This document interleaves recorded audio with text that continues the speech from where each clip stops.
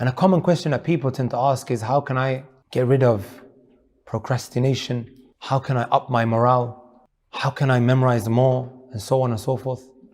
You see, you hanging around with these kind of individuals will only affect you. So one benefit that I wanted to mention is, what are some of the ways to kind of overcome this? The poet, he says, وَخَمْسَةٌ عِلَاجُ ضَعْفِ الْهِمَّةِ 5 things. It is the ilaj, the cure, the treatment for ضعف الهمة. When your himma, your aspirations go down. قِرَاءَةٌ فِي سِيَرِ الْأَئِمَّةِ. Number 1 is reading the lives of the great scholars of the past. Wallahi, that really, really helps. That's why when seeking knowledge, you should always have some raqa'iq, heart softeners by your side, books of Ibn al-Qayyim, and just books like that can just really, soften up your heart.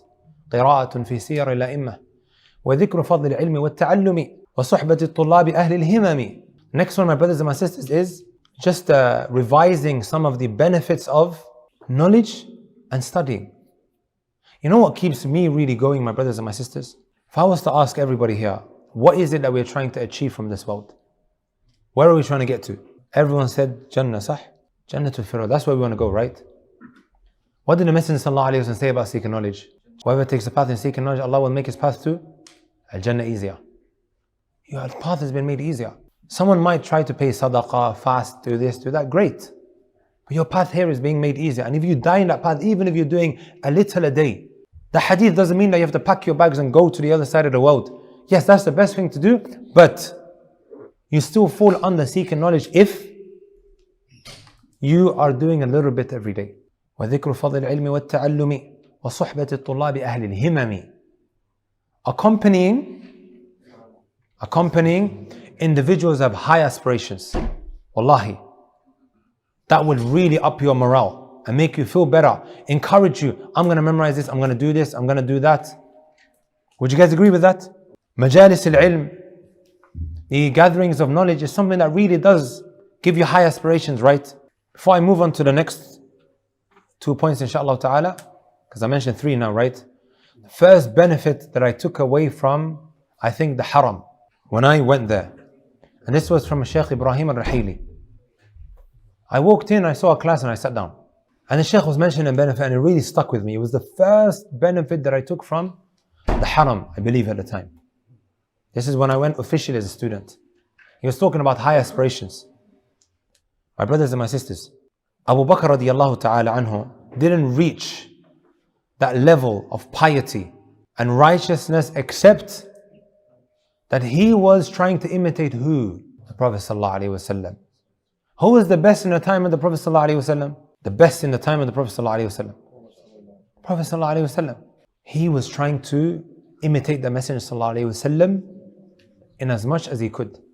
This is why you find so many hadith. The Prophet sallallahu alaihi wasallam came and with him was Abu Bakr and Umar.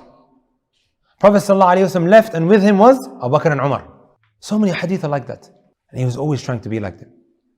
You guys with me? Naam. Umar ibn Khattab radiallahu ta'ala anhu, always in competition with Abu Bakr in doing more khair, more good, righteousness, best in your time. That was the first example that he gave, and he gave another 2. Then he also said Al-Imam Muslim. You guys know Al-Imam Muslim? We always hear the hadith narrated by Muslim. Imam Muslim rahmatullahi alayhi didn't reach the level that he reached except by imitating who? Imam al-Bukhari rahmatullahi alayhi, who compiled the most authentic book after the book of Allah subhanahu wa ta'ala. And they say fiqh al-Imam al-Bukhari fi tabwibatih. If you want the understanding of Imam al-Bukhari, you find it in his chapter headings. Third example, Ibn al-Qayyim didn't reach the level that he reached except by imitating the best in his time, or being around the best in his time, Ibn Taymiyyah. Allahu Akbar.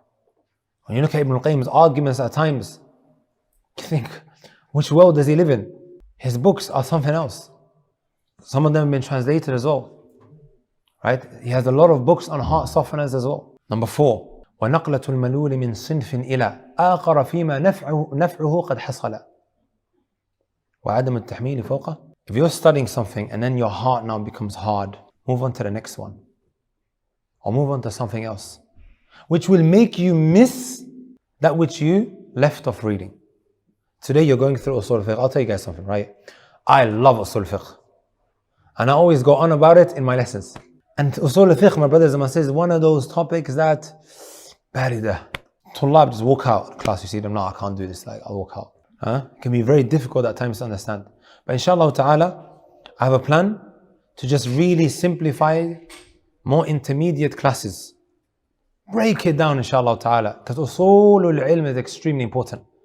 So one of the great scholars who passed away said, usul al-fiqh is like the gates that protect the textual evidences from the thieves. These liberals, these feminists and all these far-right extremists. And you got these anyways, these enemies of Islam.